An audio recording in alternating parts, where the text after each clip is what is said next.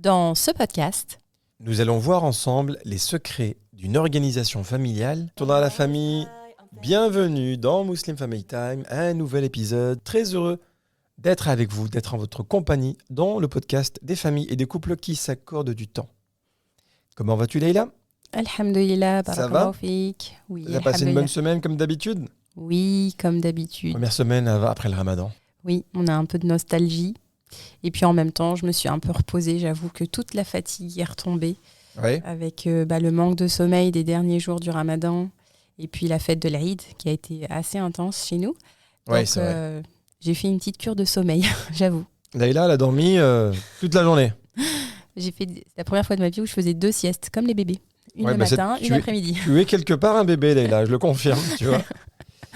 Et donc, du coup, non, alhamdoulilah, on est très heureux d'être avec vous aujourd'hui. Pas mal de petites choses qu'on va vous dire, Inch'Allah, pas mal de choses à échanger avec vous durant cette petite heure ensemble. Mhm. Alors, vous savez, aux Émirats, ici, on a une semaine de vacances. Mhm. L'avantage de vivre dans un pays musulman, c'est que lorsqu'il y a des fêtes, comme la fête de l'Aïd, par exemple, le pays vous donne combien de jours? Une semaine entière. Alors, en fait, normalement, ils nous donnent 3 jours, mais vu qu'ils ont rajouté une sorte de pont, parce finalement, il ne restait que 2 jours avant le week-end. Et Oui. là, ils ont été généreux en nous donnant la semaine en entier. Voilà, donc, au final, si tu rajoutes les week-ends, ça fait 10 jours. C'est ça. Mais c'est pas assez. C'est jamais assez. C'est jamais assez, c'est vrai. Alors, déjà, on voulait commencer par vous remercier pour tous ceux qui nous ont rejoints sur notre groupe privé sur Telegram. Vous savez, Telegram, c'est un peu comme WhatsApp, hein. Simplement, on peut échanger beaucoup plus avec vous. On peut vous dévoiler un peu les coulisses. On peut vous, vous mettre en immersion dans notre vie au quotidien aux Émirats. Généralement, on peut le faire aussi sur Instagram, mais on préfère le faire dans un groupe privé où on sent que c'est un peu plus privé, tout simplement. Et vous avez été nombreux, machallah, à nous rejoindre. Et on vous invite, évidemment, si vous avez envie d'en savoir un petit peu plus sur nous, n'hésitez pas. Vous pouvez même parfois décider du thème qu'on va aborder. Et surtout, on va vous solliciter pour nous donner vos conseils et vos idées sur comment Muslim Family Time va évoluer dans les prochains mois. Parce que oui, Leïla, il va y avoir du changement. Inch'Allah. Ça va s'appeler Leïla Tam. Non, pas du tout. Et pourquoi pas, hein? Il n'y a que toi qui parles. Non, c'était sérieux? Non, je rigole, Ah. je rigole. C'est bon, C'est j'arrête. surtout toi qui mène la danse. Oui, bon, je m'exprime un petit peu trop, apparemment. Il faut que j'arrête de parler. Mais non. Alors Leïla, on va lire un commentaire comme d'habitude. Et cette semaine, il nous a été envoyé par une sœur qui s'appelle Diallo Fati. C'est un message de la sœur Fatima, j'imagine. Merci, barakallahu fikoum. Qu'Allah vous accorde tout ce qu'il y a de bon ici-bas et dans l'au-delà. J'aime beaucoup votre concept. Bon courage à vous. Qu'Allah vous préserve, vous et vos familles. Amin. Amine Fatima, merci beaucoup pour ton message. En plus, j'ai bien aimé, tu as mis des petits emojis avec des fleurs, etc. Donc, moi, j'aime beaucoup. C'est un Voilà. très joli message. Barakallahu fik, merci. Merci à toi et évidemment, merci à tous ceux qui continuent de nous envoyer des messages chaque jour, quotidiennement. Ça nous fait vraiment plaisir. On essaie de répondre à tout le monde, évidemment, hein, du mieux qu'on peut. Je pense que c'est Leïla qui fait un travail remarquable, machallah. Alors évidemment, Leïla est très organisée, pas comme moi. Et du coup, c'est un petit peu le thème d'aujourd'hui. Oui, le sujet du jour sur l'organisation, sur l'optimisation, comment avoir une belle organisation en famille. C'est un sujet qu'on a déjà un petit peu abordé dans certains des podcasts. Et là, on va apporter d'autres clés qui pourraient, Inch'Allah, vous aider à concilier tous les aspects de votre vie, Inch'Allah. Et puis, voilà, on part de notre expérience parce que, comme vous le savez... Je suis très organisé. tous les deux, en fait, on a une vie, alhamdoulilah, bien remplie. Donc, pour ceux qui nous prennent en cours de route, je suis enseignante, donc j'enseigne à temps plein. Nous avons 3 enfants. Nous avons plusieurs activités sportives. Nos enfants eux-mêmes ont plusieurs activités sportives et religieuses, évidemment. Voilà, on a un foyer, on a notre vie de couple. Très occupé. Voilà, on est très occupés. Et puis, bien sûr, on a Muslim Family Time qui demande également beaucoup de temps. Et puis, on a aussi, on essaye de jongler avec un apprentissage personnel. J'ai également, avec des sœurs, un club de lecture. Donc voilà, vous voyez bien que tout ça demande du temps, tout simplement. Et du coup, on culpabilise un petit peu aussi.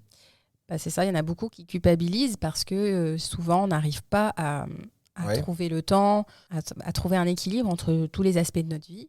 Et donc, certaines personnes n'ont pas forcément les outils. Et donc, on s'est dit pourquoi pas en partager certains pour vous aider, Inch'Allah, à justement débroussailler un peu tout ça et accorder le temps en essayant d'être juste à chaque domaine de nos vies, en fait. C'est une question ou c'est un thème qui est particulier parce que quand vous parlez d'organisation, les gens tout de suite se braquent en se disant « Ah, mais moi, je suis organisé ». Tu trouveras rarement quelqu'un qui va te dire « Moi, je suis mal organisé ». Rarement. Simplement, la réalité fait qu'on n'arrive pas à tout faire, on n'arrive pas à tout gérer, on a des to-do list qui sont longs comme le bras et au final, on n'arrive jamais à les finaliser. Alors, la réalité, c'est que, oui, effectivement, c'est très difficile. On vit dans une société où allier l'aspect familial, l'aspect professionnel, l'aspect religieux, c'est vraiment un challenge. C'est difficile. Alors, il faut évidemment garder à l'esprit plusieurs choses, Leïla. C'est qu'il ne faut jamais se comparer. Il ne faut jamais se comparer parce que généralement, c'est ce qu'on fait. Ah, mais cette sœur, elle gère trop bien, moi, j'arrive pas. Cette famille, regarde, ils sont toujours en train de faire des activités, ils ont le temps de tout. Et après, malheureusement, on tombe dans une certaine comparaison qui n'est pas bonne. Tout à fait. D'ailleurs, on a fait ce sujet, on vous renvoie à l'épisode 7, arrête de te comparer. Donc en fait, aujourd'hui, on n'essaye pas de dire, voilà, faites comme nous. C'est pas le but, parce que évidemment, chaque configuration familiale sont différentes. Ce qu'on va surtout chercher à vous montrer, en fait, c'est que chaque famille peut trouver sa propre organisation. Il y a certains principes, par contre, qui peuvent aider, et donc c'est ce qu'on va vraiment aborder aujourd'hui. Mais voilà, il faut garder à l'esprit que les configurations sont différentes. Bien sûr. On a des enfants d'âge différents. On ne peut pas comparer une famille qui a un nourrisson, un bébé en bas âge, avec une famille qui a des ados, par exemple. Bien sûr. Il y a aussi les niveaux de vie qui sont différents. Donc voilà, il y a des personnes qui peuvent se permettre davantage, qui peuvent allouer un budget à cette organisation, qui peuvent plus facilement déléguer en ayant un niveau de vie plus supérieur à d'autres. Et puis, il faut aussi le dire, il y a des personnes qui ont des priorités. Nos priorités sont différentes. Je pense que c'est plutôt ça. Si tu définis tes priorités, déjà, tu sais où tu vas. C'est ça. Parce que je connais des gens qui ont un niveau de vie très élevé, qui n'ont même pas d'enfants et qui n'arrivent pas à être organisés. Oui, c'est vrai. Pourquoi ? Parce qu'ils n'ont pas fixé en fait les priorités. C'est ça. Et donc là, aujourd'hui, vraiment, c'est l'aspect familial qui va être mis en valeur. C'est comment trouver une organisation familiale. Donc, parce que la thématique de l'organisation, elle peut s'appliquer à plein de domaines. Elle peut se mettre aussi par rapport dans le domaine professionnel ou dans le milieu des études. Mais Bien là, sûr. on va surtout parler d'organisation familiale. Et en fait, pourquoi on en parle ? Parce que ça permet notamment de pacifier les relations et ça permet d'optimiser le temps en famille. Bien sûr. Donc, si vous n'avez pas de famille et que vous pouvez juste passer à autre chose... non, je rigole. Non. Évidemment que je rigole, vous pouvez rester parce qu'Inch'Allah, un jour, vous allez avoir une famille. Oui, puis après, on donne certains principes qui peuvent quand même s'appliquer quand on est célibataire. Donc, c'est ouvert à tous alors ? Ouais, c'est ouvert à tous, ouais. D'accord, Voilà. très bien. Alors, je vois que Leïla, tu as fait un plan très détaillé, machallah. Oui. On va essayer de vraiment comprendre comment ce podcast va s'articuler. Donc, il y a plusieurs points qui vont nous aider à mieux s'organiser en famille. Et à la fin du podcast, on va avoir un appel avec un frère qui va nous parler justement de sa propre expérience. Et d'ailleurs, je peux même le citer, c'est le frère Marwan Mohamed. Oui, Il nous fait le plaisir et l'honneur d'être avec nous dans le podcast. Ça sera en fin de podcast, donc surtout, restez bien jusqu'à la fin, Inch'Allah. Alors, ça va être un échange très intéressant, vous allez voir. Oui. Alors là, le premier point, on peut commencer par quoi ? Le premier point, en fait, c'est de déterminer, Inch'Allah, vos objectifs. Avez-vous une idée claire de l'organisation que vous voulez avoir ? Une vision commune, notamment, surtout avec votre époux, votre épouse. Ouais. Pour éviter tout conflit, en fait, il faut avoir une vision commune, une vision de l'organisation que vous voulez avoir. Si on ne s'accorde pas avec son époux, son épouse, on peut très facilement vivre en colocataire, avoir chacun sa propre organisation. Donc c'est important de pouvoir se poser un moment en famille avec vos enfants et de clarifier la vision, les intentions, pour que justement chacun ne se sente pas lésé. Donc par exemple, si quand je dis clarifier la vision, vous pouvez demander à vos enfants ce qu'ils attendent de vous en tant que parents dans la semaine. S'ils vous disent, on a envie au moins une fois par semaine qu'on fasse une sortie en famille. Donc ça voudra dire que c'est un moment qui est important à prendre en compte et c'est une priorité. Une priorité qu'il faudra absolument mettre dans votre organisation familiale pour la semaine. Ensuite, pareil pour votre époux et épouse. Voilà, si votre mari vous dit moi j'ai envie de passer du temps avec toi, j'ai envie qu'on aille faire du sport ensemble ou j'ai envie qu'on aille manger un burger. Un burger. Je sais pas pourquoi j'ai pensé à ça, désolé. Un burger. Voilà. J'ai envie qu'on aille au resto ensemble ou j'ai envie qu'on aille au cinéma. Enfin, peu importe, j'ai envie que tu partages ma passion, que tu viennes me voir au match de foot tous les samedis. Bon, peut-être que ça ne va pas vous plaire à chaque fois, mais si c'est quelque chose qui est important pour lui et que vous parvenez à trouver un moment pour lui faire plaisir. Après, s'il joue mal au foot, on va pas aider, hein, évidemment. Désolé, mon frère, tu joues mal aussi. C'est toi qui cherches les problèmes. Donc voilà, en tout cas, vous avez compris l'idée, c'est qu'en fait, il faudrait demander à chaque membre de la famille qu'est-ce qui est important et quels objectifs il est important d'avoir dans cette organisation. Voilà. D'accord, ça, donc c'était le premier point, là, déterminer les objectifs. Le deuxième point. Alors, le deuxième point, c'est d'identifier les rôles de chacun dans la famille, d'attribuer un rôle à chacun. Alors, il y en a un qui fait rien, les autres qui font tout. Voilà, exactement. Justement pour éviter ça. Donc, c'est d'attribuer un rôle selon les caractéristiques du personnel, les préférences, les capacités. Donc, c'est-à-dire, avec vos enfants, les inclure dans cette organisation, ne serait-ce que par exemple pour l'entretien de la maison. Bah voilà, faire pourquoi pas un planning des tâches ménagères en fonction de l'âge. Ouais, ça, c'est super, ça. Que chaque jour, il y a une personne différente qui débarrasse la table, par exemple. Oui. Donc, à tour de rôle, une personne, ou même deux, ils peuvent jouer en équipe, s'occupe de certaines tâches. Et du coup, ça rabaisse leur ego quelque part, tu sais. Tout à fait. Et puis, ça les responsabilise surtout. Que vraiment aider nos enfants à s'investir à la maison, à participer aux tâches ménagères. Donc, aussi, en tant qu'époux, par exemple, voir ce que vous préférez faire. Personnellement, moi, j'aime bien gérer... Qu'est-ce que j'aime bien gérer ? Tout. J'aime bien tout gérer, voilà, en fait. Non, ce que je n'aime pas gérer, par exemple, c'est la paperasse. Je déteste ça, faire c'est les papiers. Donc ça, c'est Mohamed. Ouais, les factures aussi. Les factures, voilà, tout ce qui est facture. Payer les factures aussi, voilà. Tout ce qui est facture, tout ce qui est rendez-vous chez le médecin. Les rendez-vous, c'est lui qui les prend. C'est même lui qui emmène les enfants chez les médecins s'il faut. Enfin, voilà. Donc, essayez de départager ces tâches-là. Par exemple, ça aide, en fait. Dans les devoirs, moi, je vais facilement faire tout ce qui est littéraire et pour tout ce qui est mathématiques, scientifiques, Mohamed va s'en occuper avec les enfants. Voilà, pour les activités sportives, voilà, qui va être en charge d'emmener tel enfant, tel jour, en fonction de son emploi du temps. Donc voilà, il est important de pouvoir identifier les rôles. Et d'ailleurs, je vais donner un petit conseil comme ça aux personnes qui sont des jeunes mariés, parce que c'est un conseil que j'aurais aimé moi-même recevoir.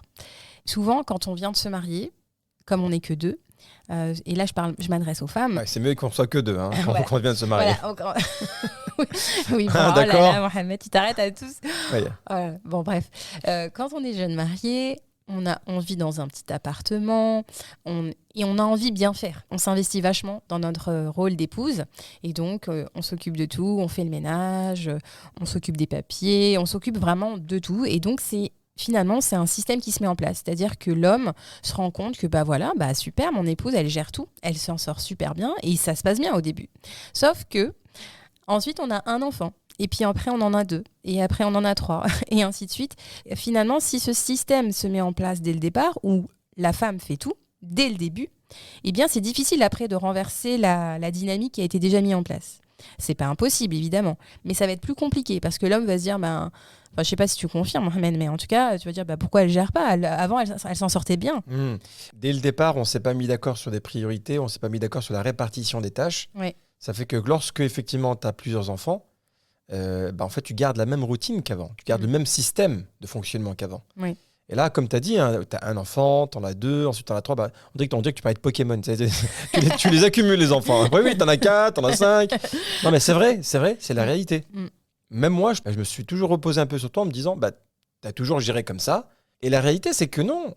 Quand la famille s'agrandit, je pense qu'il faut même réorganiser la famille. Ben oui, c'est ça. En disant, voilà, maintenant on a un enfant plus, qu'est-ce que moi je peux faire en plus pour t'aider ? Moi, par exemple... Non, pas pour t'aider, parce qu'attention, c'est pas Oui, une aide c'est pas pour de t'aider, désolé, mais c'est pour prendre ma part à la contribution de la famille. C'est ça, voilà. Bravo. J'ai bien appris ma leçon. Bravo. Allez, voilà, je le mérite celui-là.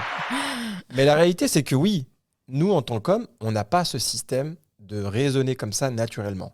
Pour nous, c'est tant qu'il n'y a pas de problème, tant qu'il n'y a pas des critiques, ça marche. Ouais. On reste dans ce mode de fonctionnement. Sauf que les femmes, on y arrive jusqu'au moment où soit on fait un burn-out, on tombe en dépression, soit... on menace. Oui, voilà. Donc vraiment, c'est un conseil que j'aurais aimé recevoir parce que moi, nous, on s'est mariés très très jeunes. Et donc moi, à l'époque, l'idée qu'on nous faisait, la société, mais aussi la communauté musulmane, les femmes autour de moi, me faisaient comprendre qu'il fallait être une bonne épouse. Et être une bonne épouse, c'était s'occuper de faire à manger, avoir un intérieur extraordinaire. Et en même temps, j'étais étudiante, donc j'allais à la fac, etc. Mais moi, ça me dérangeait pas parce que j'étais conditionnée comme ça. C'est aussi une sorte de conditionnement qu'on m'a... Oui. Et c'est pour ça qu'aujourd'hui, alhamdoulilah, je trouve que là, on est quand même dans une communauté, dans une période de la conscience. Et donc, on se rend compte que justement, il est important d'avoir une organisation et que chacun endosse son rôle de façon... efficace. Mais même islamiquement parlant, si tu regardes le comportement du prophète sallallahu alayhi wa sallam, il s'investissait dans les affaires de la maison. Tout à fait. Il était un homme qui était là au service de ses femmes, de ses familles. Et c'est pas en fait une honte de dire que non, l'homme doit prendre part aux tâches ménagères, aux tâches de la maison, etc. Alors aujourd'hui, c'est vrai qu'il y a beaucoup plus de pression sur une femme quand elle se marie que sur un homme. Ouais. Est-ce qu'elle tient son foyer? Déjà, une femme qui n'a pas d'enfant au bout de 6 mois, c'est catastrophique. On met la pression sur la femme parce qu'elle n'a pas d'enfant. On met la pression sur la femme parce que la maison n'est pas bien rangée. Et au final, l'homme, il est là, les pieds sur la table, il se dit, bon, il y a à manger ou pas? Ouais, c'est ça. Tu vois, et ça, il faut comprendre que ce n'est pas l'islam. Non. Ça, il y a un grand problème culturel pour se dire que non, ça, c'est pas l'islam. Si un frère a ce comportement, il faut qu'il sache qu'il est à l'encontre de ce que le prophète sallallahu alayhi wa sallam faisait. Tu vois, le prophète sallallahu alayhi wa sallam ne se faisait jamais servir. Alors que moi, on m'a appris qu'il fallait servir le mari. C'est-à-dire qu'il fallait être... Alors que le prophète sallallahu alayhi wa sallam il ne demandait jamais rien à personne. Il raccommodait lui-même ses vêtements. Alors, je sais pas si on réalise, nous, en tant qu'hommes, tu vois, est-ce que tu repasses tes affaires? Bon, tu la donnes à ta femme ou voilà, Mohamed, toujours avant de partir, s'il a un rendez-vous. Leïla, tu peux pas me la repasser, s'il te plaît? Non, attends, je peux le faire. Je peux le faire. Simplement, tu le fais mieux que moi. Bon. Oh, voilà, oui, ça s'appelle la manipulation, je veux juste dire. Ça, c'est la technique de Mohamed. Dire un bon compliment pour avoir ce qu'il veut. Non, mais c'est la réalité. Bon, je vais le faire moi-même. Voilà, je repasserai moi-même. Je suis en train de parler du prophète sallallahu alayhi wa sallam. Je le repasserai moi-même. Cette chemise. Et si je suis dégueulasse à l'entretien, liche. C'est pas grave, maintenant il y a des pressings aujourd'hui. Il y a des pressings, bon, voilà, ça, t'as pas tort. Pressing. Mais non, mais pour revenir à l'exemple du prophète sallallahu alayhi wa sallam, on voit en fait que, même si, nous les hommes, on est loin de l'exemple, évidemment, mais on doit en tirer des enseignements. C'est l'exemple à suivre. Alors, le deuxième point, donc on vient de voir, identifier les rôles de chacun. Oui. Troisième point. Bien convenez des règles de la maison. Et cela passe par une réunion de famille. On en parle souvent de halaqa, on parle de moments où on se réunit en famille, on a plusieurs podcasts sur ce sujet. Oui. C'est important d'avoir un conseil de famille, un moment où vous vous installez tous ensemble et vous décidez des règles de la maison. Vous pouvez les écrire, vous pouvez demander à vos enfants de faire eux-mêmes le tableau. Et surtout, en tant que pédagogue, j'ai envie de vous dire, invitez-les à eux-mêmes décider des règles de la maison. Ils vont plus facilement les suivre. C'est d'ailleurs ce que je fais moi-même avec mes élèves en classe. En début d'année, je leur demande de faire un contrat, d'établir les règles de la classe. Ce n'est pas moi qui leur donne, ce sont les élèves eux-mêmes qui les choisissent. Et donc là, faites la même chose avec vos enfants. Écrivez ces règles. Par exemple, ça peut être des règles par rapport au temps d'écran. Le respect de chacun, débarrasser la table, s'occuper des tâches ménagères. C'est à eux de mettre leurs règles. Comme Leïla vient de le dire, le terme halaqa est très important. Parce qu'au travail, on fait aussi des réunions. Sûrement une réunion hebdomadaire, une réunion mensuelle. Avec notre famille, il faut le faire également. Une fois par semaine, une demi-heure. Allez, on va même pas dire une demi-heure. 15 minutes. Vous vous posez ensemble. Quelqu'un raconte une histoire, un verset. On fait une ouverture. On parle de quelque chose qui est en rapport avec sa semaine. Qu'est-ce que tu as apprécié de cette semaine, par exemple? Et on discute ensemble. Et ça peut être un moment de parole. Exact. Chacun peut s'exprimer, chacun peut dire ce qu'il ressent. Et durant la semaine, c'est vrai qu'on est tout le temps ensemble, mais on ne se parle pas vraiment. On se croise. On se croise, mais ou plutôt, il n'y a pas quelqu'un qui va parler à tout le monde en même temps. Oui, c'est vrai. Et en plus de ce type de règles que vous allez écrire, ça va transmettre de belles valeurs à vos enfants, notamment la valeur de l'engagement, la valeur de savoir ce que c'est un contrat. C'est vraiment, d'ailleurs, Allah, il insiste dans le Coran sur cette notion d'engagement.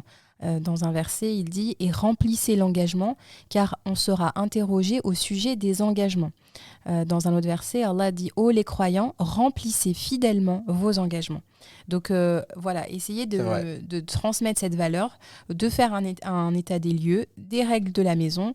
Tout le monde signe à la fin et on fait un petit rappel sur ce qu'est l'engagement. Très bien. Le point numéro 4. Alors, le point numéro 4, c'est d'éliminer les obstacles à cette organisation. Posez-vous les bonnes questions. Lors de cette réunion de famille, posez-vous les bonnes questions et dites-vous pourquoi aujourd'hui, vous n'êtes pas parvenu à mettre en place cette organisation familiale. C'est Abby qui n'a pas voulu faire. C'est normal, on le sait. Nous, les enfants, on est gentils, on veut faire, mais Abby, il veut pas. Ouais, c'est ça.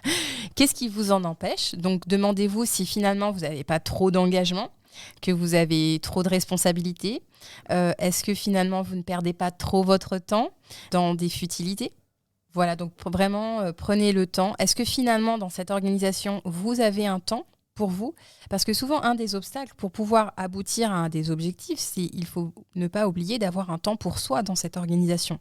Parce que c'est facile de donner un rôle à chacun, mais il faut pouvoir accorder aussi du temps pour soi-même et pour pouvoir être efficace en famille. Bien sûr, il faut déjà pouvoir se sentir bien pour rendre la situation plus heureuse. Exactement. Il y a beaucoup de gens qui veulent être organisés, qui veulent que tout se passe bien, mais au fond d'eux, ils sont tristes, ils se sentent mal.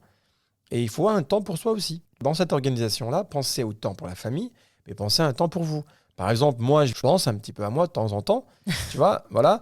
Et Leïla aussi. Tu vois, chez Leïla, tu as ton petit moment où tu vas courir, tu as ton petit moment où tu vas juste faire une balade toute seule, sans personne. Voilà, c'est important que chacun ait son petit moment. Toute seule. Chacun ait son moment. Voilà, donc c'est pour pouvoir être efficace avec tout le monde, avec chaque membre de la famille, pour pouvoir donner le droit à chacun, pour pouvoir être équitable et être rayonnant autour de soi.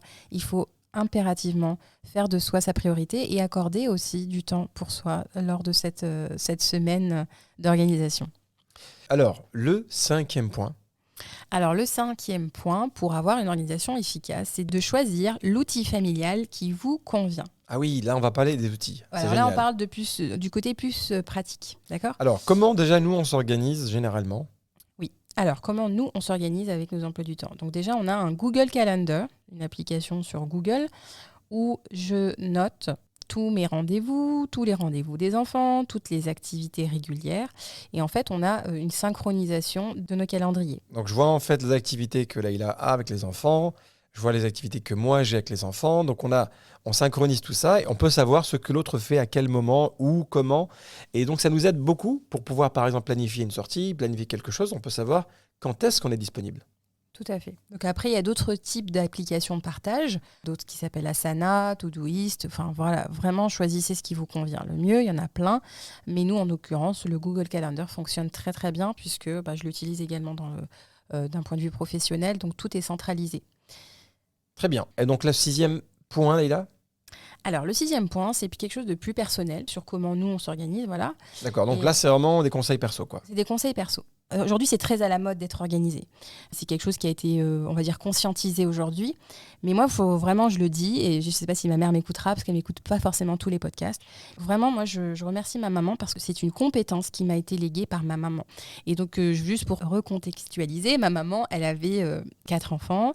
Mon père, il travaillait énormément. Ma mère, elle travaillait à temps plein. Elle était déléguée de parents. Elle était engagée dans la vie associative. Et il faut savoir que ma mère n'avait absolument aucune famille. Donc, elle était seule. Et malgré tout ça, en fait, elle a réussi à concilier tous ces aspects de sa vie et à nous transmettre des valeurs. C'est pour ça que je dis vraiment impliquer vos enfants dès le plus jeune âge. Pour moi, c'était par exemple normal. Dès toute petite, on préparait nos affaires pour l'école la veille. On avait nos affaires prêtes avant d'aller dormir. Tout était déjà pris. Nos cartables, nos vêtements. Et même toutes les tenues de la semaine. Elle nous disait, le week-end, on préparait toutes les tenues pour toute la semaine. Wow, c'était l'armée, quoi, quelque part. J'avoue. Ça va ? Ça Est-ce que vous nettoyez aussi la voiture ? Si, on aidait mon père. Oui, on aidait pour la voiture. Est-ce que vous prépariez à manger aussi ? Non, ça non. Par contre, débarrasser, nettoyer notre chambre, ça c'était... on avait le samedi matin qui était réservé au grand ménage et là on était tous investis. Ah ouais, d'accord. On était très rapidement responsabilisés à faire des petites courses. Mais Leïla, à 7 ans, elle savait tout faire, machallah. J'avoue à 7 ans, elle allait à la préfecture, elle demandait un permis. J'avoue que ça a ses avantages, ça a ses inconvénients. Mais clairement, cette organisation, je l'ai eue très très tôt. Je me suis jamais levée. J'ai trouvé ma mère en train de dormir. Ma mère se levait très très tôt, bien avant nous.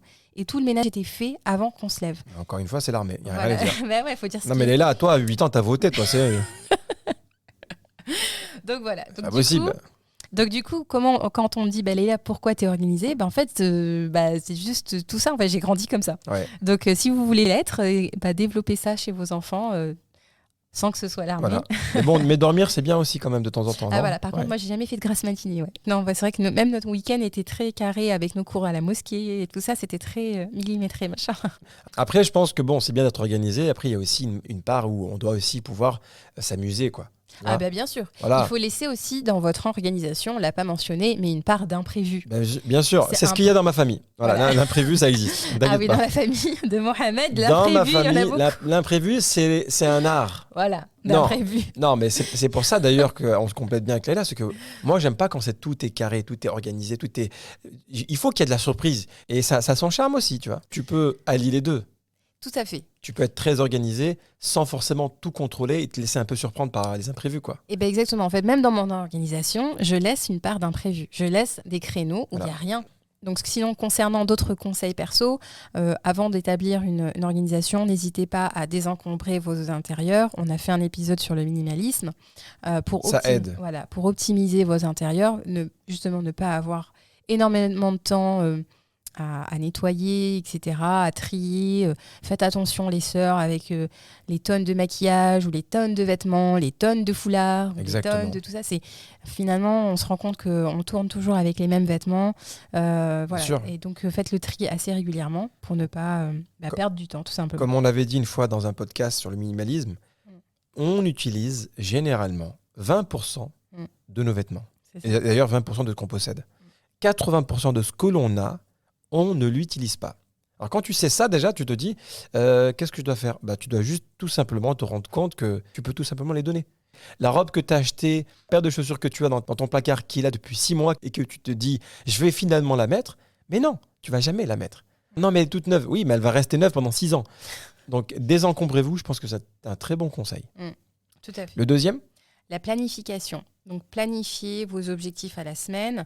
Donc, par exemple, pour nous, c'est le dimanche. Donc, toute ma semaine est planifiée d'avance avec les activités des enfants, les invitations parce qu'ils sont invités, les évaluations. Quand il y a des évaluations que je sais que je dois faire réviser ma fille ou je sais que, par exemple, elle va être dans une période un peu plus studieuse et plus stressée. Donc, voilà, les compétitions, les sorties en couple, les sorties avec les amis, les journées à thème parce que nous aussi, dans nos écoles anglo-saxonnes, on a un thème c'est la journée pyjama day. Donc tout ça, c'est des choses à anticiper pour pouvoir avoir le matériel qu'il faut pour le jour J. Et donc, je prends forcément ce temps pendant le week-end pour être à jour et ne pas être débordée pendant la semaine. Le troisième conseil perso ? Alors, l'optimisation du temps, évitez les temps de trajet de façon inutile. Écoutez-nous sur votre chemin. Bien sûr. Écoutez des conférences. Roule moins vite, mon frère. Non, mais je te vois. Prenez le temps d'utiliser vos temps de trajet pour apprendre, prenez des cours en ligne, écoutez des livres audio, que ce soit aussi le temps d'attendre pendant que vos enfants font leurs activités et que vous attendez, utilisez par exemple ce temps pour faire vos achats en ligne, etc. Optimisez le temps dès que vous pouvez. C'est ça. Quatrième conseil perso. Instaurer des routines, certaines routines matin et soir. Non seulement c'est productif, mais ça sécurise les enfants. Donc préparer les tenues, par exemple le soir, les routines du soir, préparer les tenues des enfants la veille, les cartables, les lunchbox, le petit déjeuner. Nos enfants, par exemple, ont pour habitude de préparer tout ce qu'il faut pour le petit déj. C'est-à-dire que quand ils se lèvent, il y a déjà tout sur la table. Donc c'est eux qui préparent. Voilà, c'est eux qui préparent leur petit déj parce que la veille ils ont préparé leur bol, leur verre, leur couvert, etc. Ils aiment bien faire des crêpes, donc souvent même le soir ils préparent leurs crêpes pour que le matin en fait ils en ont. Si je les mange pas entre temps, il doit y en rester un petit peu. Voilà. Alors le cinquième point, Leïla. Alors le cinquième point, la planification des menus à la semaine. Oh là là, alors là c'est ouf. Ça mérite un podcast à lui seul. Oui. C'est ce que je fais depuis des années. Elle prépare les menus, donc ça veut dire que chaque jour on va manger ça. En fait, moi je fais pas une liste pour dire le lundi on mangera telle chose. Non. En fait, moi je me dis dans la semaine combien on a de repas ? On en a 7, 8. Ok, parce qu'en fait on mange que le soir finalement à la maison. À midi chacun est avec sa lunchbox. Donc le soir, je me fais une liste finalement de 7 menus. C'est plutôt vraiment une liste de menus parce que là aussi, je laisse une part d'imprévu. Il y a des enfants qui n'ont pas forcément envie de manger telle chose tel jour. J'ai peut-être pas envie de manger telle chose tel jour. Oui. Mais j'ai 7 menus qui sont prêts. Et donc, ça veut dire que la liste des courses sera faite en fonction. Et donc, j'aurai déjà tout à la maison pour ces 7 recettes. Ce qui fait que ça me désencombre mon esprit, tout simplement. La charge mentale des femmes, on en a parlé. Voilà, Mohamed, vous voyez, c'est pas une tâche qu'il aime particulièrement. Il ne sait pas forcément se cuisiner. Ouais. Je vis avec. Non, je le force pas. Non, mais pourquoi tu dévoiles le péché des gens? Ah, Pourquoi? c'est un péché. Ah, Non, mais pourquoi? donc il faut te repentir Non, mais... et il faut se racheter. Bon, j'ai fait une erreur. J'ai fait un lapsus, d'accord? C'est un Je voulais lapsus. dire le défaut des gens. Ah, bah là, t'as dit Voilà. le péché. Non, C'est bon. pas moi qui l'ai dit. Bon, astaghfirullah, voilà, je me repens. Tu Je me dois te repens. repentir. Donc il faut te racheter, il faut faire mieux. D'accord. D'accord. Bon. Donc faut plus faire ce péché, il faut cuisiner. alors. Franchement, je te mens pas. J'aurais vraiment aimé apprendre à cuisiner, tu vois. Ouais. C'est un plaisir. Hein. Une Ouais. fois, je me souviens, je me suis lâché, j'ai appris à faire un plat et j'étais trop heureux quand je le faisais. J'étais Ouais. trop heureux. Il nous a Par saoulés contre, pendant plusieurs jours avec. Voilà, c'est moi ou c'est pas moi. Ouais. Mais en réalité, j'ai juste pas le temps. Non, on n'a pas. Non, ne dis pas que tu n'as pas le temps, c'est que tu ne prends pas le temps. On prend toujours le temps pour des choses C'est vrai qui, que c'est vrai que je sont prends des pas le priorités pour nous. C'est vrai que je prends pas le temps et ça me ferait vraiment plaisir. C'est quelque chose qui est en moi. Peut-être qu'un jour, je vais me révéler, je vais devenir un cuisinier, etc. Inch'Allah. Mais pour l'instant, bon, voilà, j'ai pas encore pris le temps. Voilà, alors moi je me rends pas malade avec ça, hein, pas du tout. Bon, Mohamed est très compétent dans d'autres domaines, alhamdoulilah, il aide énormément dans plein d'autres choses. Enfin, on se complète bien, comme on le dit souvent. Donc du coup, c'est moi qui en charge des menus. Donc voilà, je fais une banque de recettes pour la semaine. Et surtout, le dimanche matin, je fais un peu une sorte de batch cooking. C'est-à-dire quoi? J'anticipe la préparation de ces repas pour la semaine. Donc par exemple, si je dis que tel jour je vais faire des lasagnes, eh bien le dimanche matin, je vais préparer en avance la béchamel et la sauce tomate. Du coup, je prends de l'avance, ce qui fait que voilà, le soir dans la semaine, eh bien je n'aurai qu'à assembler ce type de préparation. Et pareil pour si je sais que je vais faire des légumes vapeur, je vais les cuire le dimanche matin et comme ça, bon, si je dois faire un gratin ou Bon, on va se calmer avec la nourriture là, ok? Okay.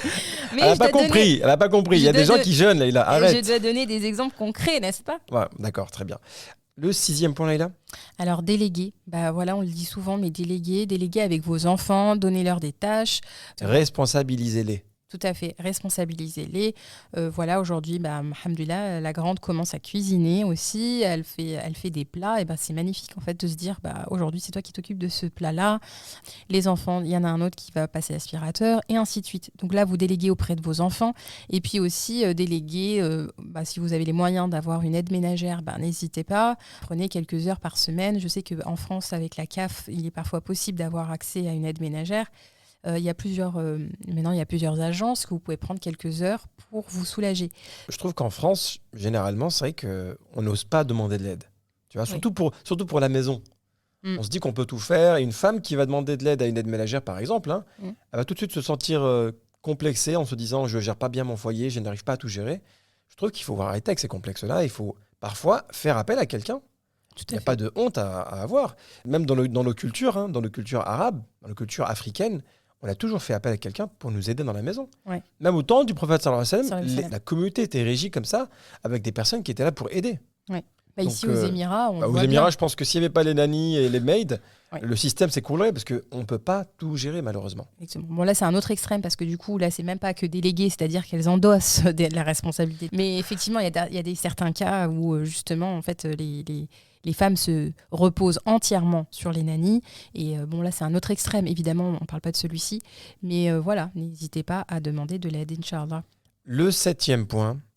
Le time blocking, c'est-à-dire dédier un temps pour chaque chose. C'est-à-dire que si vous avez une tâche qui doit être accomplie, eh bien, bloquez-vous un temps dans votre agenda justement pour que ce soit fait. Ça va vous permettre notamment de visualiser ce temps. Sûr.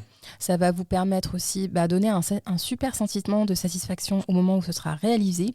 Et puis, vous allez vous organiser en fonction en évitant toutes les distractions à ce moment-là pour vous concentrer entièrement à cette tâche en fait. Très bien. Et alors, on va finir avec mes propres conseils perso parce qu'évidemment... Parce que Mohamed, il est organisé quand même. Non, en fait, je ne suis pas organisé, mais j'ai été pendant très longtemps quelqu'un qui n'était pas organisé, mais du tout. J'étais complètement dispersé. Avec le travail, j'étais vraiment à droite, à gauche, je voulais tout faire. Et au final, on se rend compte qu'on ne peut pas tout faire. Donc, j'ai dû apprendre et je suis toujours en train d'apprendre, toujours en train de m'améliorer. Et j'ai découvert quelques conseils, quelques techniques qui peuvent vous faire gagner beaucoup de temps. Alors la première, elle s'appelle Pomodoro, ça veut dire tomate en italien, et c'est un concept qui vous bloque votre temps par tâche. Il faut savoir qu'on n'est pas multitâche, on est monotâche. Ça veut dire qu'on fait... Pour les hommes. Pour les hommes, déjà, merci, voilà, pour les hommes. Et en fait, si tu veux, c'est qu'on peut faire une chose à la fois. Une fois que ton cerveau commence à se distraire en faisant plusieurs choses à la fois, tu perds de l'efficacité. C'est pour ça d'ailleurs que quand on commence à écrire un email, ensuite on va sur YouTube, ensuite on a un appel, et après 1 heure on se rend compte, mais j'ai pas fini mon email. Bah oui, parce que depuis tout à l'heure tu fais du multitasking. Alors comment faire du monotasking? C'est très simple, c'est que on a un petit minuteur, vous pouvez même le trouver en ligne, et vous vous bloquez des séquences de 25 minutes. Mais durant ces 25 minutes, vous ne faites qu'une seule tâche. Imaginons que vous êtes en train de faire les menus de la semaine, par exemple. Durant ces 25 minutes, vous allez faire les menus de la semaine, le téléphone est éteint, il n'y a personne qui peut vous parler, vous êtes concentré sur cette tâche. Vous n'allez pas aller vous distraire pour aller sur Instagram et regarder une petite vidéo entre-temps. Non, vous n'allez faire que cette tâche. Et bien, vous verrez qu'en 25 minutes, vous allez même la finir avant. Par contre, si vous faites du multitasking comme d'habitude, vous allez la faire en 3 heures. Et vous allez dire, mais pourquoi j'ai pas réussi à faire la... Bah oui, parce que tu as regardé cette vidéo-là, tu as liké celui-là, tu as répondu à ta sœur, tu as envoyé un message vocal, et au final, tu es en train de dire à 5 personnes, je suis en train de faire le menu de la semaine. Mais non, ça marche pas comme ça. Donc ça, c'était le premier point pour moi, la méthode Pomodoro. La deuxième méthode, elle est tirée du livre de Brian Tracy, qui s'appelle « Avaler le crapaud ». Et pour moi, c'est la meilleure méthode que j'ai jamais connue pour bien optimiser son temps. C'est de commencer votre journée par les 3 tâches les plus importantes, mais aussi les plus ennuyeuses. Parce que généralement, ce qui vous ennuie le plus, c'est ça qui va vous changer votre journée. Quand on commence sa journée, généralement, on commence par ce qui est facile. Ah bah tiens, je vais faire ci. Ah bah tiens, je vais faire ça, parce qu'on aime le faire et on se dit ça va être fait rapidement. Par contre, à la fin de la journée, on n'a fait que les petites tâches qui étaient faciles, qu'on aime faire, mais qui n'ont pas changé notre quotidien. Celles qui sont dures, celles qui sont la facture qu'on doit régler, la paperasse qu'on doit faire, tout ça, ça prend beaucoup de temps et on n'a pas envie de le faire. Et bien, vous commencez par ça, justement. C'est pour ça qu'il appelle son livre « Avaler le crapaud ». Et quand vous allez commencer par cette tâche-là, au début de la journée, vous allez vous sentir très fier de vous. Vous allez avoir un sentiment de gratitude énorme. Et surtout, vous allez pouvoir avancer. Et là, à la fin de la journée, vous allez finir par les petites tâches et vous allez dire, mais qu'est-ce que j'ai passé une journée super productive. Oui, parce que tu as commencé par ce qui ne te plaît pas. C'est un peu comme l'image qu'on donne souvent, l'image du vase avec les cailloux, tu sais. Si dans un vase, on commence par mettre des petits cailloux, eh bien, en fait, on n'aura pas de place pour les gros cailloux. Ah oui. Alors que si dans un vase, on commence par mettre des gros cailloux, eh bien, après, on peut rajouter des plus petits cailloux qui vont s'insérer dans les vides et même du sable. N'est-ce pas? Ah oui, subhanallah. Alors que si vous commencez par le sable et par les petits cailloux, vous n'aurez très certainement plus de place dans votre vase pour les grosses choses. Machallah, c'est une très belle image, bravo. Je sais pas. C'est pas la mienne, hein, c'est pas la mienne, je l'ai trouvée quelque part. C'est pas la tienne, je l'ai entendu quelque part. Mais tu mérites. Tu mérites. Voilà, c'est pour toi. Le dernier point, c'est la méthode de Dwight Eisenhower. Gérer ses priorités avec une méthode de 4 cadrans. Vous allez prendre une feuille blanche, vous allez la diviser en 4 et vous allez mettre en haut à gauche les tâches urgentes et importantes. En haut à droite, les tâches importantes mais pas urgentes. En bas à gauche, les tâches urgentes et pas importantes. Et dans le cadran en bas à droite, vous allez mettre les tâches qui ne sont ni importantes ni urgentes. Et croyez-moi, je ne sais pas si vous avez suivi ce que je viens de vous dire, mais quand vous avez ces 4 cadrans en face de vous et que vous allez noter toutes vos tâches à faire, vous allez enfin comprendre où vous devez accorder de l'importance. Et voilà, donc ça, c'est 3 méthodes que je peux vraiment vous conseiller. Je les utilise au quotidien. Voilà, ça par exemple, c'est des outils que moi personnellement je n'utilise pas parce que personnellement j'arrive à gérer mes priorités. Mais quand je vois que Mohamed, c'est même pas sur une feuille blanche qu'il le fait. Mohamed a dans son bureau, il a un tableau où je voyais, il y avait écrit Ouni, Douni. Non, parce qu'en fait. Je voyais écrit. Non, en fait, pourquoi elle dit ça? Arrête, je vais expliquer, les gens ne comprennent pas. Je voyais écrit Ouni, Douni. En fait, voilà. Il y a urgent et important, je ne l'écris pas urgent et important, je l'écris UUI. Tu vois, urgent et non important, je l'appelle UNI. Tu vois, voilà, ni urgent ni important, je l'appelle Nouni. Donc c'est pour ça qu'elle voit ça, elle me dit c'est quoi UNI, Nouni? Donc je lui dis voilà, c'est mon code à moi et moi je sais en fait que ce qui doit être le fait tout de suite, le plus important, c'est oui. UI, donc urgent et important, ça, c'est ce qui doit être fait tout de suite au début de la journée. Et ensuite, le reste, je peux le laisser pour plus tard, même je peux le laisser pour dans la semaine. C'est pas important, c'est pas urgent. Pourquoi je dois me tracasser avec ça? Vous vous rendez compte parfois qu'on doit, par exemple, on se dit, on doit acheter un nouvel aspirateur. Un exemple tout bête. Pour vous, vous êtes à fond pour cette nouvelle aspirateur, vous le voulez comme pas possible, mais c'est pas urgent, c'est pas important, vous en avez un qui fonctionne très bien. Par contre, vous allez le mettre dans votre tâche où vous allez faire en début de journée tout de suite parce que vous le voulez. Cette tâche-là, elle aurait pu être dans ni important ni urgent et ça aurait pu attendre. Vous avez fait cette tâche aspirateur et vous n'avez pas fait à côté tout ce qui était urgent et important. Et quand je dis juste l'achat, vous avez aussi la recherche de l'aspirateur, vous avez passé du temps à regarder les comparatifs, à regarder les commentaires, à regarder « Ah, mais celui-là, il est mieux, celui-là, ce modèle-là… » Vous avez perdu 3 heures dans une tâche qui était ni importante, ni urgente. Oui, c'est vrai. Bon, par contre, acheter un aspirateur, c'est super. Donc, la famille, est-ce que vous êtes prêts pour qu'on passe maintenant à l'appel avec le frère Marwan Mohamed que déjà moi, j'estime beaucoup. C'est un frère que j'estime beaucoup. Ah oui, là, j'ai été très honorée qu'il réponde favorablement à notre invitation. On le connaît tous, je pense. Bien sûr. Alhamdoulilah, pour les bienfaits qu'il a apportés à la communauté en étant directeur exécutif du CCIF, machallah. Il nous rendait fiers, il faut dire la vérité. Il nous rendait super fiers quand il était sur les plateaux télé. Et donc, de l'avoir avec nous sur le podcast, c'est un vrai honneur, machallah. Alors, on va l'avoir aujourd'hui. Pourquoi ? Parce qu'il a des connaissances, le frère Marwan Mohamed, en organisation. Et il développe en fait une sorte de plateforme qui puisse proposer des outils pour pouvoir mieux parler en public, être mieux organisé, gérer son temps. Quelque part, je trouve que ce qu'il propose aujourd'hui, c'est quelque chose que tout le monde peut en profiter. Tout à fait. Voilà. Nous les premiers. Alors, du coup, aujourd'hui, c'est pas un appel. On va l'avoir avec nous dans le podcast. Et c'est la première fois qu'on fait ça. On espère que ça va bien se passer. Inch'Allah. Est-ce qu'il est parmi nous ? Salam alaikum wa rahmatullah. Alaikum salam. Ça va ? Alhamdoulilah, comment vas-tu ? Très très bien. Très très bien. Écoute, bienvenue. Nous sommes très honorés de t'avoir dans Muslim Family Time. Moi, je suis content d'être avec vous et merci de l'invitation. Barakallahu fik. Oui, on est ravis. Salam alaikum, Akhi Marwan, d'être parmi nous aujourd'hui. Alors, pour nos auditeurs qui nous écoutent, du coup, on aimerait un petit peu te présenter, bien que, machallah, je pense qu'il n'y a plus vraiment besoin. C'est vrai. Mais voilà, donc pour Marwan, machallah, il est auteur et statisticien. Il a été le directeur du collectif contre l'islamophobie en France entre 2016 et 2017. C'est d'ailleurs là où, machallah, on l'a connu, d'ailleurs. Oui, on le supportait. Exactement. Quand il était sur le plateau de télévision, on était derrière lui. Vas-y. J'espère que vous me supportiez dans le sens sportif du terme et pas dans le sens Non, bien sûr. Tout à fait. Alors, il dirige aujourd'hui la société Mind Skills. C'est une plateforme de formation complète qui vous permet de progresser à votre rythme sur toutes les soft skills qui font vraiment la différence, notamment la prise de parole, la gestion de temps, l'organisation et l'apprentissage. Et c'est d'ailleurs dans ce cadre qu'on a pensé à vous pour cette interview, entre guillemets, parce que notre sujet d'aujourd'hui est notamment sur l'organisation familiale efficace. Et donc, on avait besoin d'avoir une expertise. Et donc, on a pensé directement à vous. Voilà.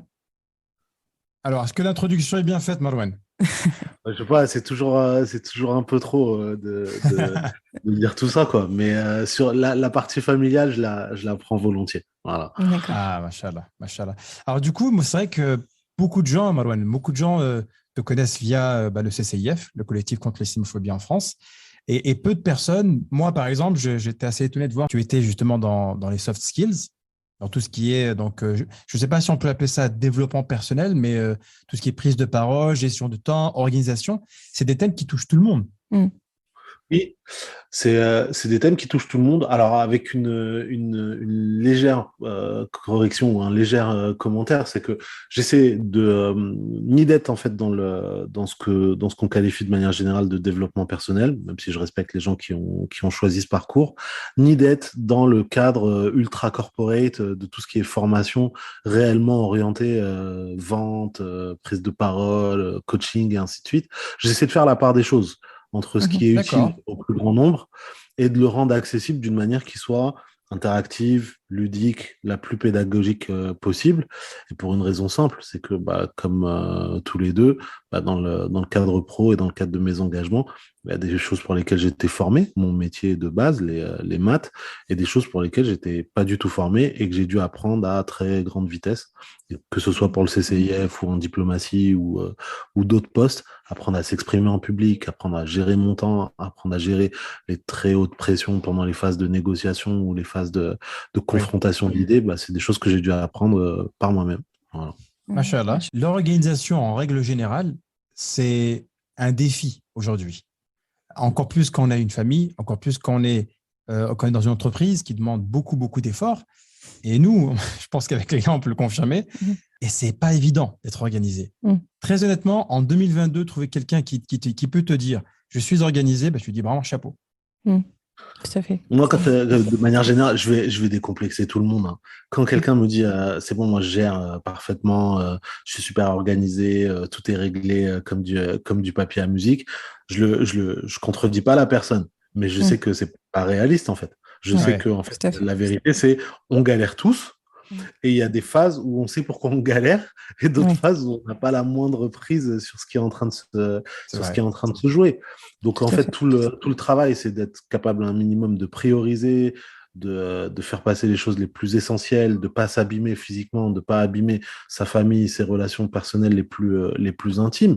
Mais ça n'existe pas, en fait, les gens qui sont capables de cumuler le travail, les engagements associatifs, le soin nécessaire de soi-même et de ses proches, la vie spirituelle, la vie sportive, et à côté, ils gèrent des podcasts et un compte Instagram et 3 fois par jour des meet-ups. Tu vois, genre, c'est pas vrai. T'arriveras à faire 2 photos bien rangées du salon. Ça veut dire que la cuisine et la chambre, elles sont en ruine, quoi, tu vois. Exactement. Mais justement, Marouane, avant d'arriver, je pense, aux clés et aux solutions aux conseils qui peuvent justement aider à avoir une meilleure organisation, quel est le constat actuel? Pourquoi on n'arrive pas? Pourquoi on galère tous, entre guillemets? Ouais, alors il y a plusieurs choses. Il y a des choses qui ont trait à nos parcours individuels et familiaux, et il y a des choses qui sont encouragées, aggravées ou facilitées par des grandes dynamiques sociétales. Par exemple, les usages massifs des réseaux sociaux, ça induit de nouveaux comportements, ça réduit sensiblement les temps d'attention, et ça modifie profondément la nature des interactions qu'on a les uns avec les autres. Par exemple, liker, commenter, essayer de les transposer dans la vraie vie et vous verrez que c'est pas la même chose. Pourtant, en fait, ça crée des conditionnements où on va chercher l'approbation des autres parce que c'est la mesure quantitative de la pertinence de ce que l'on dit. Avoir des followers, être un influenceur ou une influenceuse, qu'est-ce que ça veut dire dans la vraie vie, en fait? Tu dis à tes parents, je suis une influenceuse, tu dis vas-y. Je sais, si je dis ça à mon père, il va me dire va influencer les oignons déjà, tu vois. C'est vrai, exactement. Donc ça modifie des comportements collectifs et après chacun à notre échelle. En fait, à mesure que nos carrières personnelles et nos engagements personnels évoluent, en fait, on a du mal à savoir où on en est, et on a du mal à établir des priorités et à savoir comment, en fait, s'évaluer, comment mesurer la pertinence de ce que l'on dit et de ce que l'on fait. Et donc, du coup, en fait, entre notre job, notre vie perso et tout ça, on ne sait pas gérer notre temps et on ne sait pas gérer des choses qui, par ailleurs, quand on nous interroge, nous apparaissent évidemment comme des priorités, à savoir notre santé, nos parents, notre épouse ou notre époux, nos enfants, notre vie spirituelle et toutes ces choses qui sont, quand on les verbalise, fondamentales dans notre vie. Mais pourtant, la mesure du temps qu'on y consacre, elle n'est pas à la hauteur de ça. Voilà. Et nous, il nous arrive souvent, en fait, comme tout à chacun, parfois de culpabiliser un petit peu, quoi. Quand tu te rends compte que tu n'arrives pas à faire certaines choses, que tu es en retard. Surtout, je pense aux femmes qui, tu sais, quand tu vas d'avoir ton premier enfant, tu es sous l'eau, quoi. Tu te dis, finalement, je ne suis pas une bonne maman. Nous, les papas, généralement, non, on n'a pas ce souci-là. On gère, généralement. C'est clair. Alors déjà, on fait peser énormément sur les femmes, y compris de ce point de vue-là. Et je comprends, en fait, elles sont en situation de responsabilité. Pour beaucoup d'entre nous, qui sont de culture arabe, d'Afrique subsaharienne, moyenne-orientale ou du sous-continent indien, bah, en fait, les femmes, elles sont le cœur, le point central des structures familiales. Même si les sociétés, elles sont présentées comme patriarcales, en vérité, au niveau familial, on voit que la maman, l'épouse, elle joue le rôle central d'organisation. Même si d'un point de vue sociétal, c'est pas forcément présenté comme tel. Donc, on colle une pression déjà qui est énorme de ce point de vue-là, où on ressent nous-mêmes une pression de ce point de vue-là, papa comme maman, époux comme épouse. Et tu prenais l'exemple du premier enfant. Moi, je vais décomplexer tout le monde, en fait. Le premier enfant, tu es en train de regarder... ouais, mais les repas, quand est-ce qu'on va introduire les carottes? Et moi, j'ai lu sur un forum, j'ai vu une vidéo qui fait flipper sur attends, si tu lui parles pas pendant qu'il est encore dans le ventre de maman, il va être moins éveillé. Exactement. C'est tout ça. Mais des fois, tu te crispes même avec tes parents parce qu'ils ont une manière parfois beaucoup plus empirique d'approcher l'éducation et l'instruction des enfants, leur prise en charge même du plus jeune âge. Quand arrive le deuxième enfant, tu commences à relativiser. Quand arrive le troisième ou le quatrième, là, en fait, tu dis, OK, il a mangé, OK. Il a voilà, exactement, c'est ça. Il n'y a pas des bombes là qui sont en train de tomber sur la maison, OK. Ça y est. C'est bon, on a fait notre job de parents, quoi, tu vois. J'avais eu d'ailleurs cette discussion avec ma maman, en fait, et elle me disait, mais nous, on ne se mettait pas autant la pression que vous. À l'époque, nous, si en gros, vous aviez bien mangé, vous étiez bien habillé et à l'école, ça allait bien. Aujourd'hui, en tant que maman, vous devez penser à l'éveil éducatif, spirituel, les activités sportives. Voilà, nous, elle me disait, on se mettait pas autant de pression, on se disait pas qu'il fallait que tout soit maison ou que les enfants, voilà, ils soient en couche lavable ou des choses comme ça. Du coup, effectivement, ça a rajouté aujourd'hui aussi avec la culture du paraître aussi. On veut montrer qu'on est un peu, qu'on assure sur tous les domaines et aussi parce qu'on veut penser à soi aujourd'hui aussi et aussi à son couple.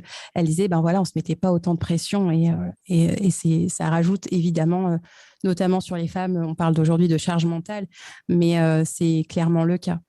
Voilà. Pour moi, elle est monstrueuse, cette charge mentale. Et des fois, on se la colle nous-mêmes. Mais après, garder en tête aussi qu'on vit dans une société où, en fait, tu as cette injonction à l'apparence, cette injonction à la productivité, cette injonction à la performance, y compris dans sa gestion du temps. Et en fait, on intériorise ça sans jamais le questionner. Moi, si j'ai pas envie de travailler aujourd'hui et que j'ai le luxe de pas travailler, où il est le problème?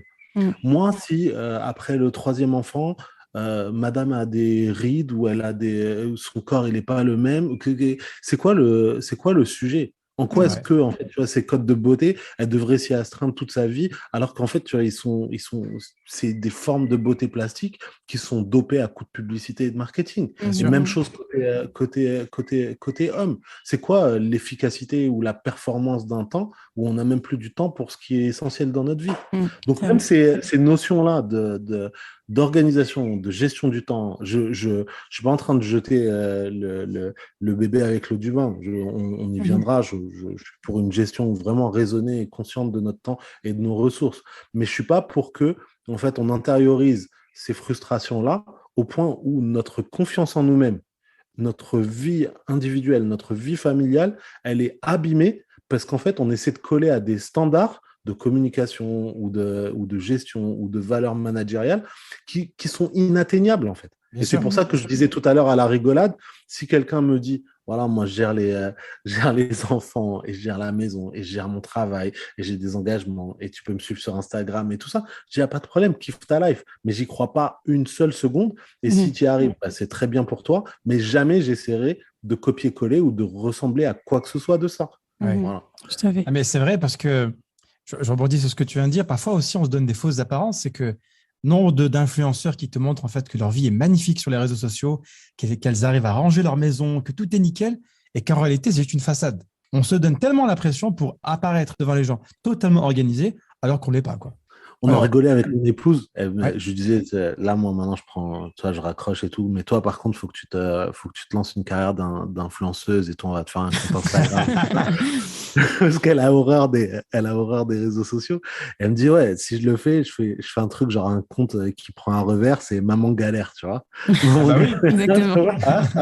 Maman galère et on n'y Voilà. arrive pas. Et papa galère aussi, mais t'inquiète, à la fin, tout se passe bien, quoi, tu Tout le vois. monde galère. Tu vois? Exactement. Alors moi j'ai une question parce que dans le podcast on disait justement que finalement en termes d'organisation familiale, chaque famille, en fonction de sa configuration familiale, a sa propre organisation. Néanmoins, je pense qu'il y a des principes généraux qui peuvent aider justement à trouver une organisation qui colle au plus près de la réalité de sa propre famille. Alors est-ce que vous avez des conseils justement Ah oui. voilà, pour la mettre en Ah, place? moi, je prends des notes là. Alors, il y a des trucs là-dessus, pour reprendre le mot encore une fois, on a bien galéré. Mais au fur et à mesure, par tâtonnement, on a trouvé des choses qui fonctionnent pour nous, en fait, et qui nous Mhm. facilitent vraiment la vie.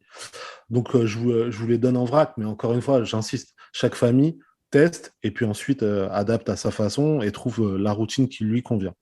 Par exemple, mon épouse et moi, on a deux plannings partagés. Donc, pour qu'elle soit au courant de tous mes rendez-vous, tous mes déplacements à la demi-heure près, c'est super important, y compris pour des raisons de sécurité, Bien qu'elle ait sûr. accès à mon planning.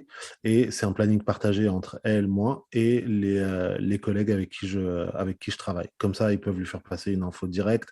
Elle voit en temps réel exactement avec qui je suis, où je suis et quand est-ce que ça se passe. Même chose, elle a des cours. Donc, je sais que, par exemple, sur telle plage horaire, aujourd'hui, elle a modifié, elle est en séance de révision plutôt qu'en exercice. Si elle est en exercice, je peux l'interrompre pour lui passer un coup de fil. Si elle est en révision et qu'elle est en train d'apprendre, j'ai pas envie de la déranger à ce moment-là.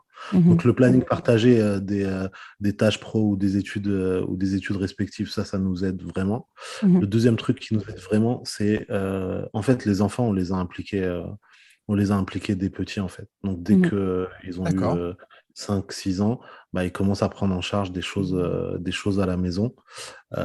Et pour plusieurs raisons. D'abord parce que ça nous soulage et au fur et à mesure, ça apprend à les responsabiliser. Mhm. Deux, on voulait que garçons comme filles, au moins, ils soient aptes à tout gérer quasiment.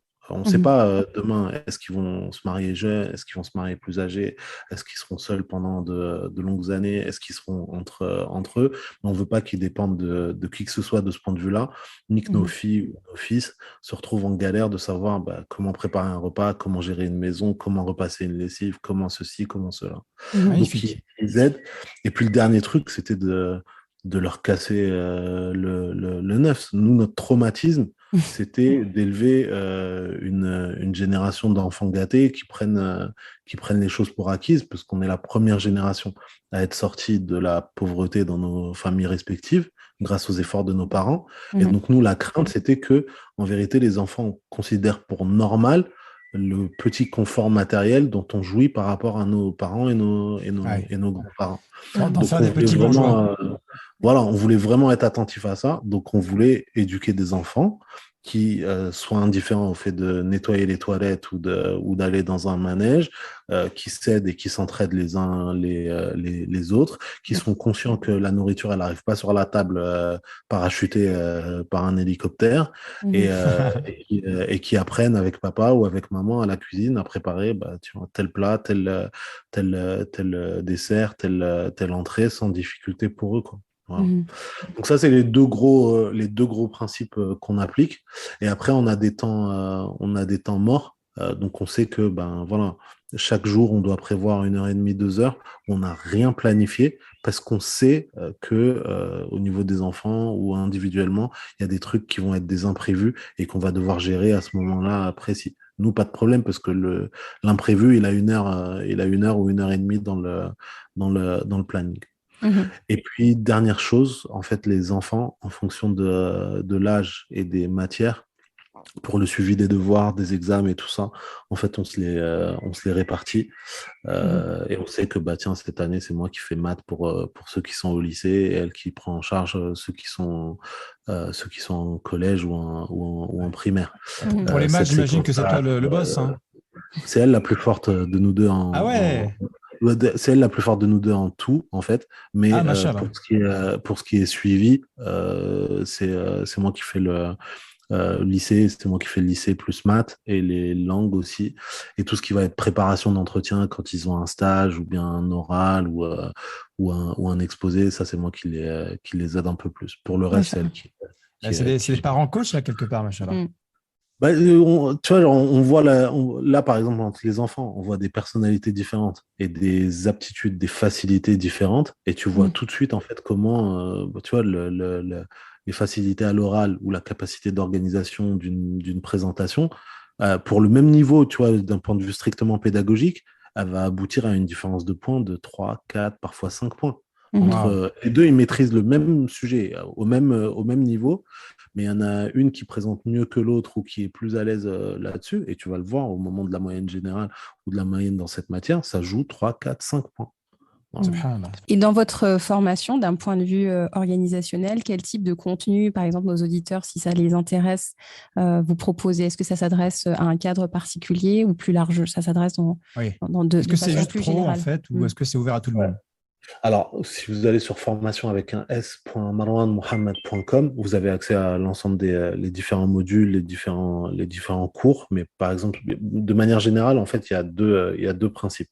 Le premier principe, c'est celui que j'évoquais tout à l'heure, ni c'est du développement personnel au sens classique du terme, ni c'est de la formation pro au sens corporate du terme. C'est viens on pioche ce qui est utile dans un domaine ou dans l'autre, on le teste, on voit ce qui est vraiment efficace et ensuite on le rend accessible au plus grand nombre sans prérequis. Ça veut dire que, par exemple, là, dans les centaines de premiers apprenants, les personnes qui sont inscrites et qu'on suit quotidiennement, en fait, il y a des pères et des mères de famille qui sont en reprise d'études, il y a des professionnels qui dirigent des centaines de personnes, il y a des jeunes étudiants qui ont pris la formation avec leurs parents, il y a des jeunes qui sont en reprise de parcours et qui ont une pause professionnelle. Il y en a qui avaient vraiment besoin des compétences, mais dans leur cadre d'entreprise, mais ils n'étaient pas trop contents de la manière dont ça se passait en général en formation pro.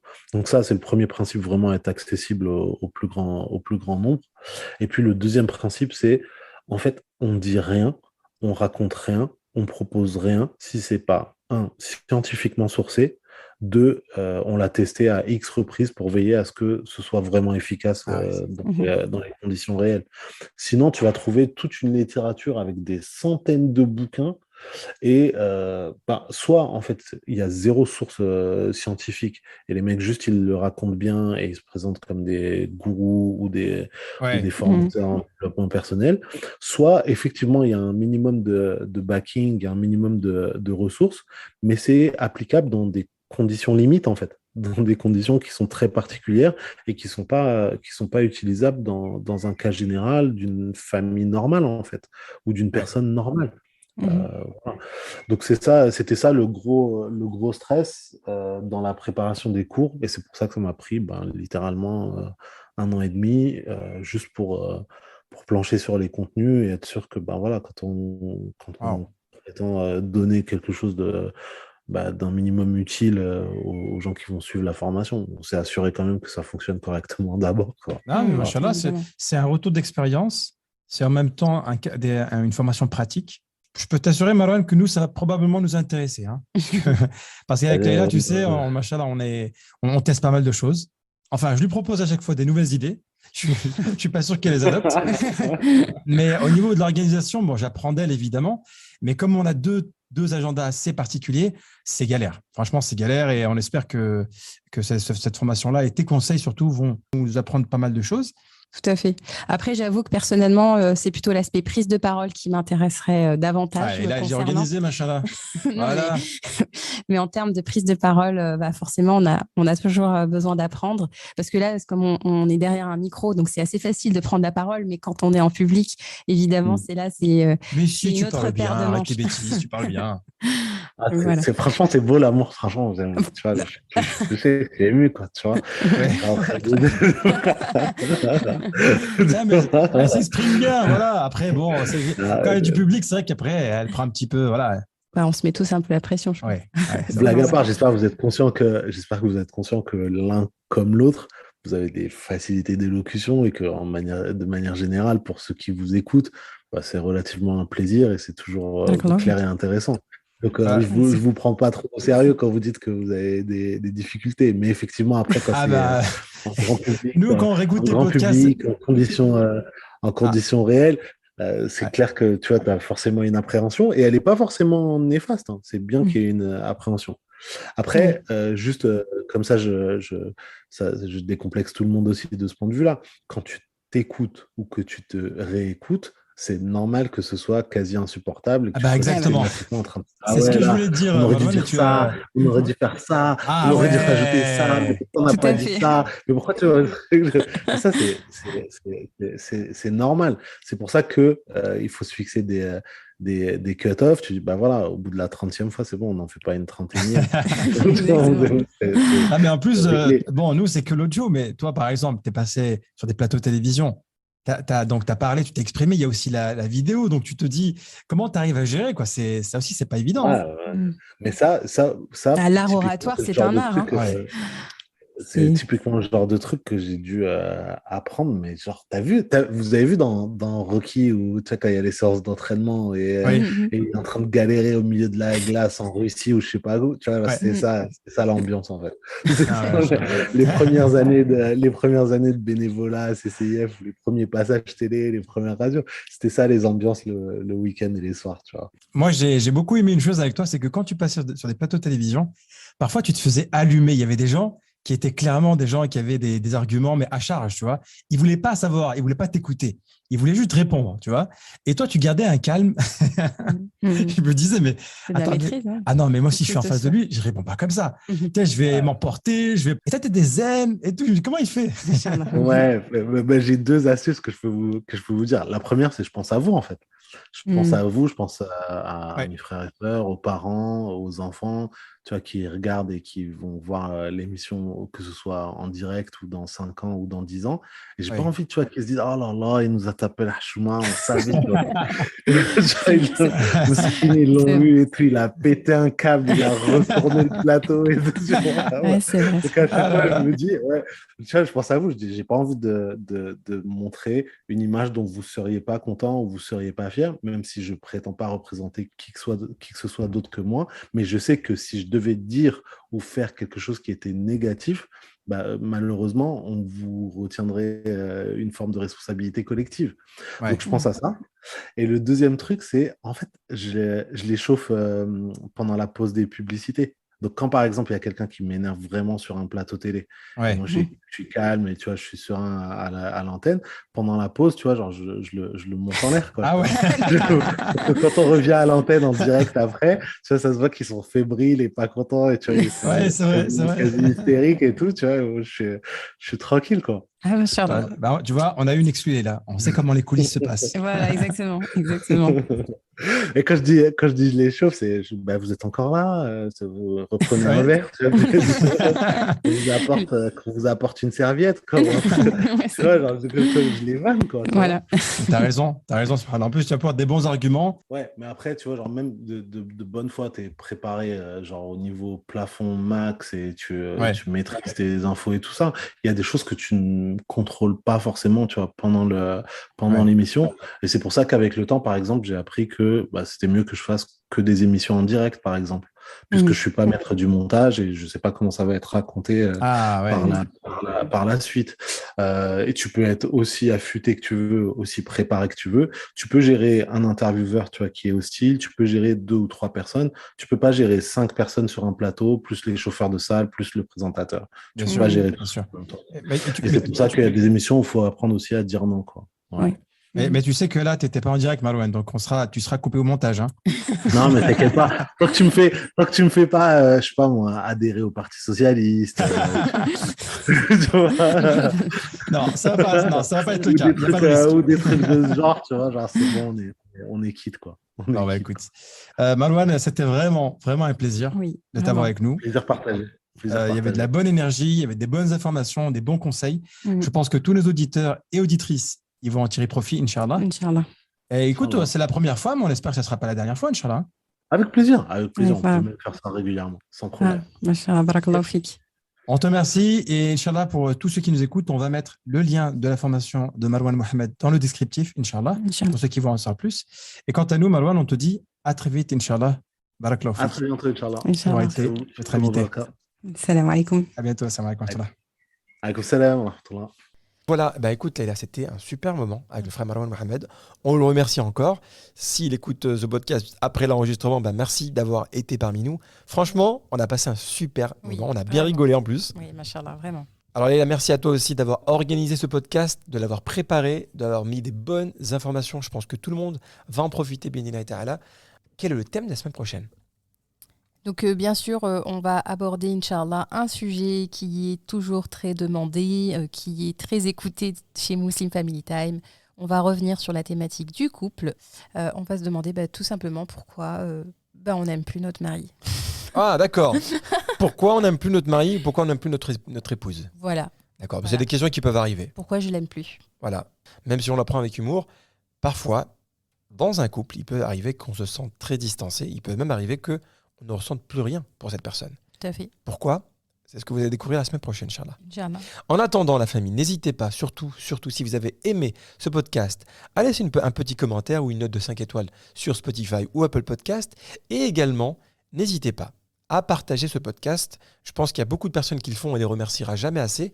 N'hésitez pas à partager ce lien à quelqu'un qui, lui, a besoin d'être mieux organisé ou simplement quelqu'un qui s'organise déjà super, mais qui voudrait améliorer son organisation, tout simplement. On fait plein d'invocations de la famille, on espère qu'Allah nous aide à être mieux organisés au quotidien, qui nous aide à mieux gérer aussi notre temps, parce que vous savez, le temps, c'est très important. Tout à fait. On vous souhaite une agréable semaine, Inch'Allah. À très vite. Salam alaikum wa rahmatullah. Salam alaikum. Te plairont sûrement. Merci encore pour ton écoute. Et en attendant, n'oublie pas de remercier Allah pour tous les bienfaits que tu as au quotidien. À très vite. Salam alaikum.